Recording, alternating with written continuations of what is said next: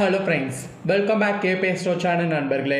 இன்றைக்கி நம்ம சேனலில் பார்த்தீங்கன்னு வச்சுக்கோங்களேன், மிக மிக முக்கியமான ஒரு ஜோதிட தாள்களை தான் இப்போ இந்த வீடியோவில் பார்க்க போகிறோம். இது ஜோதிட தாள்கள் மட்டும் கிடையாதுங்க, ஒரு ஆன்மீக விஷயத்தையும் இந்த வீடியோவில் சொல்ல போகிறேன். ஸோ என்ன சொல்ல போகிறேன், என்ன பார்க்க போகிறோம் அப்படிங்கிறத ஃபஸ்ட்டு இன்ட்ரோவில் ஷேர் பண்ணுறேன், வாங்க பார்க்கலாம். ஆக்சுவலி பார்த்தீங்கன்னு வச்சுக்கோங்களேன், ஒவ்வொரு நாளுமே ஒவ்வொரு சிறப்புகள் இருக்கும். அதை நாம் தெரிஞ்சு புரிஞ்சு அதற்கேற்ப நாம் நடந்துக்கிட்டாவே நம்ம வாழ்க்கை ஜம்முன்னு இருக்கும். வாழ்க்கையில் எந்த பிரச்சனையும் இல்லாமல் இருக்கணும்னா கண்டிப்பாக நம்ம விஷயங்கள் முன்கூட்டியே தெரிஞ்சுக்கணும். அது எப்படி தெரிஞ்சுக்கலான்னா கிரகங்கள் மூலிமா தெரிஞ்சுக்கொள்ளலாம். ஸோ இப்போ கிரகங்கள் சிறப்பான முறையில் அமைய போகுது. என்றைக்குன்னு பார்த்திங்கன்னா சித்ரா பௌர்ணமி அன்னைக்கு. பௌர்ணமியிலே பெரிய பௌர்ணமியாகவும் சிறந்த பௌர்ணமியாகவும் திகழ்வது சித்ரா பௌர்ணமி. அந்த சித்ரா பௌர்ணமி தான் தற்போது வர இருக்கு.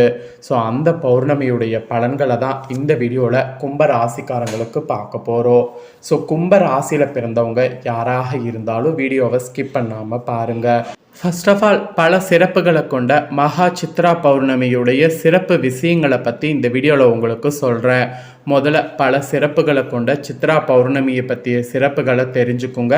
அதுக்கப்புறமேட்டு பலன்களை அதிரடியாக இந்த வீடியோவில் பார்க்கலாம். சித்ரா பௌர்ணமி அன்னைக்கு அம்பாள் வழிபாடு செய்வதால் உங்கள் ராசிக்கு திருமண யோகம், குழந்தை பாக்கியம் கிடைக்கும் என்பது நம்பிக்கையாக சொல்லப்படுது. ஆக்சுவலி சித்திரை மாதத்தில் சித்திரை நட்சத்திரத்தோடு கூடிய சித்ரா பௌர்ணமி வந்தால் அது மிகவும் விசேஷமானது. அந்த நாளை மிஸ்ஸும் பண்ணக்கூடாது. பௌர்ணமிகள்லேயே மிக சிறப்பு வாய்ந்ததாக இன்றளவும் பார்க்கப்படுவது இந்த சித்ரா பௌர்ணமி தான். இந்த தினத்தில் யமலோகத்தில் நம்ம புண்ணிய பாவ கணக்கை எழுதி கொண்டிருக்கக்கூடிய சித்திரகுப்தனை வழிபட்டு தான தர்மங்கள் செய்தால் அவருடைய அருளால் நாம் நீண்ட ஆயுள் பெற முடியும்.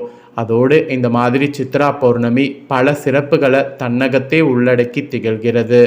இப்பேற்பட்ட இந்த சித்திர மாத பௌர்ணமி தினத்தில் நீங்கள் என்ன பண்ணணுன்னா, அம்பாள் திருவுருவ படம் இல்லை சிலை எதுவாக இருந்தாலும் அதுக்கு மலர் மாலை அணிவித்து வஸ்திரம் ஆபரணங்கள் போன்றவற்றை அணிவித்து வழிபாடு செய்யணும். அதோடு அம்பாளுக்கு மஞ்சள் கலந்த சாதம் படைத்து பானகம், கிராம்பு, ஏலக்காய், பச்சை கற்பூரம் சேர்த்த தாம்பூலம் அடங்கிய நெய்வேத்தியத்தையும் இந்த நாளில் படைக்க வேண்டும். இந்த மாதிரி நாம் செய்கிறதுனால நமக்கு கண்டிப்பாக திருமண யோகம், குழந்தை பாக்கியம் கிடைக்கும் என்பது நம்பிக்கை. ஸோ சித்திரை மாதத்தில் சித்திரை நட்சத்திரத்தோடு கூடிய சித்ரா பௌர்ணமி வந்தால் அதை மிஸ் பண்ணிடக்கூடாது. அந்த வகையில் இந்த வருடத்துடைய சித்ரா பௌர்ணமி வரக்கூடிய மே 1 அன்னைக்கு வர இருக்கு. அன்னைக்கு கரெக்டாக தமிழ் மாதம் சித்திரையுடைய 18ஆம் நாள், கிழமை வெள்ளிக்கிழமை, நிறைஞ்ச சுக்கர வெள்ளிக்கிழமை. அதுவுமா இந்த டைம் பௌர்ணமி வந்திருக்கிறது ரொம்ப ரொம்ப விசேஷம். இந்த விசேஷமான நாளில் உங்கள் ராசிக்காரங்க வாழ்க்கையில் மாற்றம் ஏற்பட நீங்கள் செல்ல வேண்டிய ஒரு கோவில் இருக்குது. ஸோ அந்த பௌர்ணமி நாளில் எந்த கோவிலுக்கு நீங்கள் செல்லணும் அப்படிங்கிறத உங்களுக்கு சொல்கிறேன். அதையும் இந்த வீடியோவில் கும்ப ராசிக்காரங்க தெரிஞ்சுக்குங்க. தெரிஞ்சு மறக்காமல் அந்த கோவிலுக்கு போக முடிஞ்சால் போய் பயன் பெறுங்க. ஆக்சுவலி நீங்கள் எத்தனையோ பிரச்சனைகள் தீர வேண்டும், ஜாதகத்தில் இருக்கக்கூடிய குறைகள் தீர வேண்டும் என எத்தனையோ கோவில்களுக்கு சென்று பரிகாரங்கள் செய்திருப்பீங்க. இருந்தும் பெரிதாக பலன் எதுவும் கிடைத்திருக்காது. இப்படி பரிகாரம் செய்வது உங்களுடைய ராசிக்கு ஏற்ற கோவில் எது என்பதை தெரிந்து கொண்டு அந்த கோவிலுக்கு பர்டிகுலராக சென்று இந்த நாளில் ஒரே ஒரு முறை வழிபட்டு வந்தால் வாழ்க்கையில் மாற்றம் ஏற்படும். அப்படி உங்கள் ராசிக்கு எந்த கோவிலுக்கு இந்த நாளில் சென்று வழிபட்டால் உங்கள் வாழ்க்கையில் நல்ல மாற்றம், முன்னேற்றம் ஏற்படுங்கிறத தான் இந்த வீடியோவில் சொல்ல போகிறேன். அதை கும்ப ராசிக்காரங்க தெளிவாக தெரிஞ்சுக்குங்க. உங்கள் வாழ்க்கையில் மாற்றம், ஏற்றம் ஏற்பட வேண்டும் என நினைக்காதவங்க நீங்கள் இருக்கவே முடியாது. ஆனால் பலரும் எவ்வளவு முயற்சி செய்தும் கடுமையாக உழைத்தாலும் வாழ்க்கை ஒரே மாதிரி தான் சென்று கொண்டிருக்கோ. மாற்றம் என்பது, முன்னேற்றம் என்பதே ஏற்படாமல் இருக்கோ. உங்களுடைய வாழ்க்கை இப்படியே போய்விடுமோ, நம்ம முன்னேறவே முடியாதோ, கடைசி வரை நாம் கஷ்டப்பட்டு கொண்டு தான் இருக்க வேண்டுமோ என கலங்கக்கூடிய உங்கள் ராசிக்குரிய கோவிலுக்கு பர்டிகுலராக இந்த பௌர்ணமியில் சென்று வந்தால் மாற்றம் என்பது நிச்சயம் ஏற்படும். அதில் எந்த டவுட்டும் வேண்டாம். ஒவ்வொரு ராசி நட்சத்திரத்துக்கும் ஒவ்வொரு கிரகம் தெய்வம் நன்மை தருவதாக இருக்கும். அதே போல் ஒவ்வொரு ராசிக்கு ஏதாவது ஒரு கிரகம் பகை கிரகமாக இருக்கும். இந்த பகை கிரகங்களும் பாவ கிரகங்களும் முக்கியமான கட்டங்களில் இருந்தால் பலவிதமான பிரச்சனைகளை நாம் சந்திக்க வேண்டியது இருக்குது. நம்மளுடைய முயற்சிகள் அனைத்தும் தடைப்படும். ஆனால் இந்த பகை கிரகங்களை வலிமை இழக்க செய்யக்கூடிய தெய்வங்கள் அருள்படிக்கக்கூடிய கோவிலுக்கு சென்று வழிபட்டு வந்தால் நன்மைகள் நமக்கு நடக்கும். அதனால் இந்த கோவிலுக்கு இந்த பௌர்ணமிக்கு போங்க. எந்த நேரத்தில் வேண்டுமானாலும் போங்க. நீங்கள் போகக்கூடிய கோவிலில் ஒரே ஒரு முறை சென்று உங்கள் பேரில் அர்ச்சனை செய்து மனதார வழிபட்டு வாருங்க. குறைந்தபட்சம் கோவிலில் 1 மணி நேரமாவது இருந்து விட்டு வாருங்க. வாழ்க்கையில் அப்போ தான் பலவிதமான மாற்றங்கள் ஏற்படுவதையும் முன்னேற்றத்திற்கான வழிகள் ஏற்படுவதையும் காண முடியும். உங்கள் ராசிக்கு இப்போ எந்த கோவிலுக்கு செல்ல வேண்டும் என்பதை தெளிவாக சொல்கிறேன். அந்த கோவிலுடைய பெயரை தெளிவாக நோட் பண்ணிக்கோங்க. கும்ப ராசிக்காரங்க, நீங்கள் போக வேண்டிய கோவில் என்னன்னா குற்றாலத்தில் இருக்கக்கூடிய குற்றாலீஸ்வரருடைய கோவில். இந்த கோவிலுக்கு போய் நீங்கள் வழிபாடு செய்தீங்கன்னா உங்கள் வாழ்க்கையில் மாற்றம் ஏற்படும். அடிக்கிற வெயிலுக்கு குற்றாலத்துக்கு போய் குளித்த மாதிரியும் இருக்கும். உங்கள் பாவங்களில் போக்கி வாழ்க்கையில் முன்னேறுவதற்கு வழியும் பிறக்கும். அதனால் குற்றாலத்தில் இருக்கக்கூடிய குற்றாலீஸ்வரருடைய கோவிலுக்கு மறக்காமல் போக பாருங்கள். இது தாங்க உங்கள் ராசிக்கு சொல்லப்பட்ட கோவில். ஸோ இவ்வளோ நேரம் உங்களுக்கான கோவில் எல்லாமே பார்த்தோம். இப்போ உங்களுக்கு சிறப்பு பலன்கள் பார்க்க போகிறோம். கிரகங்களால் இந்த சித்திரை பௌர்ணமியில் உங்களுக்கு என்ன பலன் கிடைக்கும் அப்படிங்கிறத ஷேர் பண்ணுறேன். கிரகங்களால் உங்களுக்கு என்ன பலன் கிடைக்கும் அப்படிங்கிறத கும்ப ராசிக்காரங்க தெளிவாக இந்த வீடியோவில் தெரிஞ்சுக்குங்க. மேச ராசிக்குள்ள சூரியன் நுழையக்கூடிய மாதமே சித்திரை மாதம். சூரியன் உச்சத்தில் இருக்கக்கூடிய இந்த மாதத்தின நிறைய சிறப்புகள் மிகுந்த மாதம் என்று அழைக்கப்படுது. இந்த மாதம் சைத்ரா என்றும் சைத்ர விசேஷம் என்று போற்றப்படும். சித்திரையுடைய முதல் தேதியில் ஸ்ரீரங்கத்தில் பஞ்சாங்க படிக்கக்கூடிய நிகழ்ச்சி இன்றளவும் நடைபெற்றுருக்கு. அதோடு மகாவிஷ்ணுவின் தச அவதாரங்கள் பல அவதாரங்கள் இடம் கொடுக்கக்கூடிய பெருமை சித்திரைக்கு உள்ளது. சைத்திர சுக்ல பஞ்சமியில் மீன் வடிவில் அவதாரம் எடுத்து பிரயலத்திலிருந்து உலகை மீட்டு உயிர்கள் மீண்டும் தோன்ற வழி செய்தார் பகவான். அப்புறம் மச்ச அவதாரம் நிகழ்ந்தது சித்திரையில் தான் என்று சொல்லப்படுது. நவமியில் கரெக்டாக அந்த சித்திரை திதியில் தான் ஸ்ரீராமபிரான் அவதாரம் எடுத்து மக்களை காத்தார் பகவான் விஷ்ணு.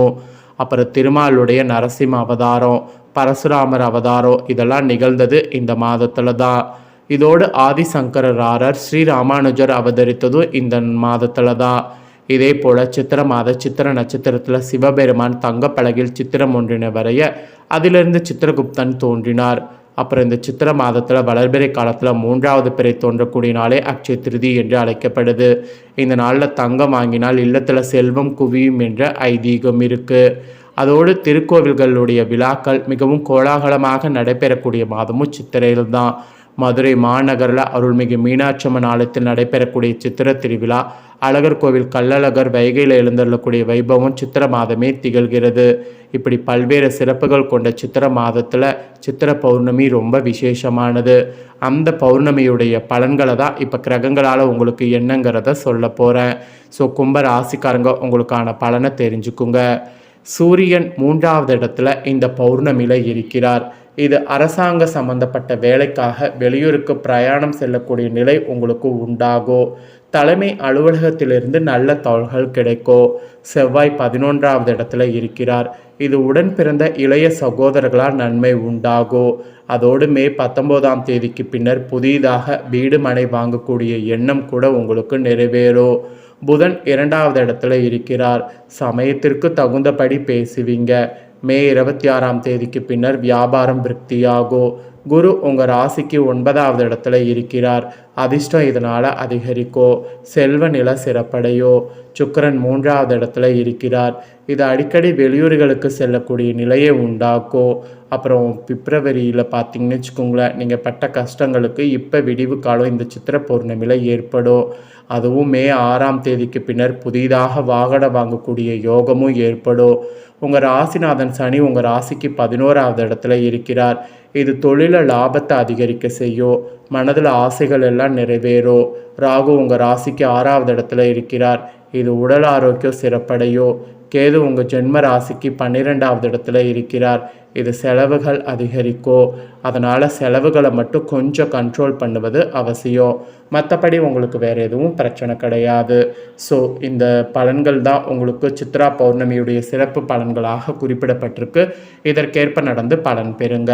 இன்னும் முக்கியமான தகவல்களை நீங்கள் பார்த்தது போல் உங்கள் ஃப்ரெண்ட்ஸ் ஃபேமிலியில் இருக்கிறவங்களும் பார்த்து பலன் பெறணும்னு நினச்சிங்கன்னா வீடியோ லைக் பண்ணி உங்கள் ஃப்ரெண்ட்ஸ் ஃபேமிலிக்கு ஷேர் பண்ணுங்கள்.